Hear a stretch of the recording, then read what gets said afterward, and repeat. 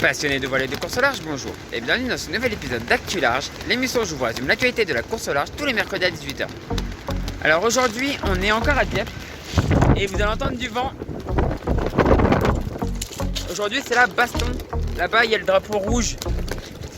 Vous n'allez pas le voir avec le soleil, mais voilà, c'est le drapeau rouge, c'est la baston aujourd'hui. C'est le bordel. C'est vraiment le bordel. Donc du coup, aujourd'hui, dans un premier temps, on va parler de Banque du Léman qui a battu le record du Tour des îles Britanniques. Bravo à eux. Ça prouve que les bateaux à étrave ronde sont forts, même s'il a battu un autre bateau à étrave ronde. Mais là, c'était un équipage qui se battait contre un solitaire. Donc voilà. Donc Lan Lipinski est toujours détenteur en solitaire, mais c'est de nouveau un équipage qui va plus vite. Dans un deuxième temps, on va parler de l'Essable et d'Assort en baie de Morlaix qui est reparti dimanche dernier de la baie de Morlaix en direction des Sables d'Olonne pour cette dernière étape. Donc on va en parler. Et dans un troisième temps, on va parler de la Solitaire du Figaro, course que j'adore, vous savez, chère à mon cœur cette course, qui part dimanche de Saint-Quay-Portrieux, en direction de Saint-Quay-Portrieux, mais en faisant un passage par le Fastnet. Voilà. Et du coup, je suis obligé de nous mettre à l'abri parce qu'il y a vraiment beaucoup de vent.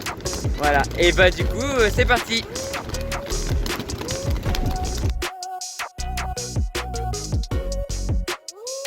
Ils sont passés ce lundi soir à 22h09 UTC le Cap Lisa qui marque l'arrivée du record autour des îles britanniques.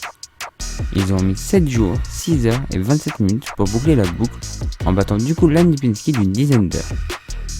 Ils s'emparent donc du record absolu alors que Lan garde le record en solitaire. Le tour s'est plutôt bien passé et de grandes phases avec du vent leur ont permis de prendre de l'avance. En revanche, le record n'est pas imbattable car il y a eu quelques zones de transition à traverser et des zones plus compliquées à gérer. Il y aura notamment du temps à prendre au début de la mer du Nord, où notamment ils ont été un peu en retard sur leur record. Il y a aussi le début de la descente au nord de l'Écosse, où ils ont ralenti. Et il y a donc du temps à récupérer là-bas. Et enfin, il y a le passage au sud-ouest de l'Irlande qui est encore à améliorer. Bravo à l'équipage qui mérite ce record. Par contre, il est impossible selon moi de tirer des conclusions sur qui de Banque du Léman ou Crédit Mutuel est le meilleur classe 40. Car un record déjà ne se court pas dans les mêmes conditions. Et là en plus, c'est un équipage contre un solitaire. Donc on ne peut pas tirer de conclusion. Par contre, je pense néanmoins que les deux bateaux se valent et que les prochaines courses vont être passionnantes. On suivra ça bien évidemment dans Actu Large.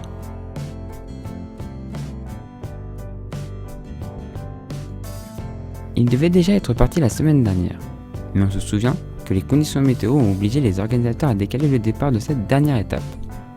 Ils sont finalement partis dimanche matin pour l'ultime étape entre Roscoff et les Sables d'Olonne, en passant par l'extérieur du DST de Ouessant, une bouée au large de la Gironde et l'île-Dieu.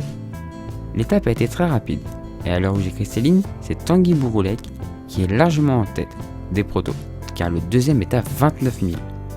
Il faut noter quand même l'abandon d'un sérieux concurrent en la personne d'Antoine Perrin, qui est obligé de rentrer directement au sable à cause d'un enfoncement de son tableau arrière.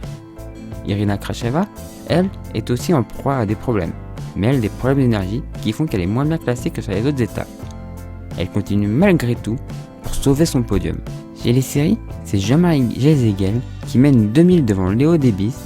Le dernier, encore en course, Gauthier Verdon, est à 120 000 derrière. À l'heure où vous regarderez cette vidéo, les premiers et une partie de la flotte seront déjà arrivés. Je vous propose donc que l'on refasse un point approfondi dans une semaine, avec cette fois-ci le classement général et un bilan de cette course.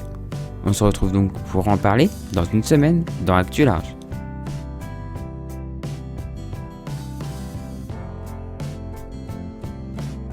Ils seront 34 à s'élancer dimanche de Saint-Quay-Portrieux pour la première étape de la Solitaire du Figaro 2020.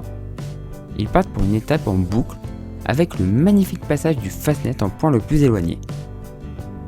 On a déjà beaucoup parlé du parcours et des forces en présence sur la course dans des précédents épisodes d'Actu Large. Donc on va juste se dire que c'est vraiment génial que cette course ait lieu et je souhaite bon vent à tous les marins que je les connaisse ou pas.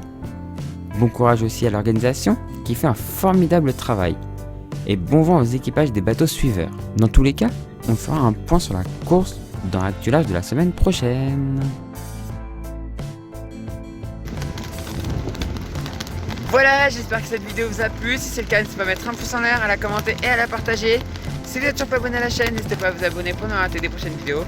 Et si vous voulez des financements à la chaîne, n'hésitez pas à faire un petit tour sur Utip ou Tipeee, lien sont dans la description de la vidéo. Vous pourrez regarder une publicité ou une vidéo, ça ne vous coûte rien, moi ça m'apporte quelques centimes. Et si vous souhaitez faire un don, bah c'est possible aussi sur ces deux plateformes, voilà. Et du coup, moi je vous dis à la prochaine pour la prochaine vidéo sur la chaîne Victoria. Et du coup, ciao tout le monde, ciao ciao ciao. Et je vous laisse sur les images de la mer démontée. Ciao.